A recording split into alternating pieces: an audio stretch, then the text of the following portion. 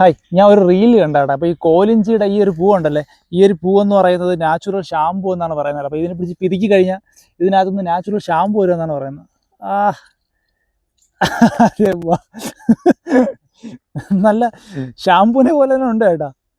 ഓ ദൈവമേ, ഒരു എന്താ പറയുന്ന ഒരു തലയ്ക്കകത്തോട് ഇങ്ങനെ ഇങ്ങനെ ഇങ്ങനെ കയറി പോകുന്ന ഒരു മണം.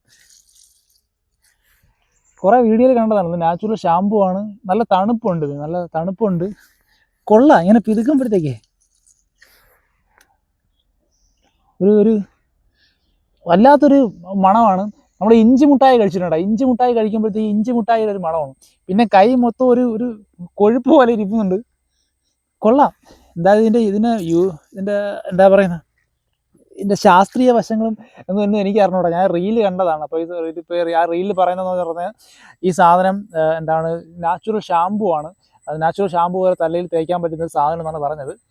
എന്തായിരുന്നാലും ഇതിൻ്റെ എന്താ പറയുക, ഇതൊക്കെ ആരെങ്കിലും എടുത്ത് തേച്ച് ഇതിൻ്റെ പാർശ്വഫലങ്ങളിലൊന്നും എന്തെങ്കിലും സംഭവിച്ചു കഴിഞ്ഞാൽ ഞാൻ ഉത്തരവാദി ഒന്നുമല്ല. ഞാൻ റീലിൽ കണ്ട ആ സാധനം ഞാൻ ഇവിടെ വന്ന് കണ്ടപ്പോഴത്തേക്ക് നിങ്ങൾ ജസ്റ്റ് ഒന്ന് കാണിച്ചു തരാൻ വേണ്ടി എടുക്കുന്ന വീഡിയോ ആണ്. ഒരുപാടുണ്ട് വെള്ളം ഇതിനകത്ത്. നോക്കി, ഒരുപാട് സ്റ്റോർ ചെയ്ത് വെച്ചിട്ടുണ്ട് ഇതിനകത്ത്. ഓയ്യോ,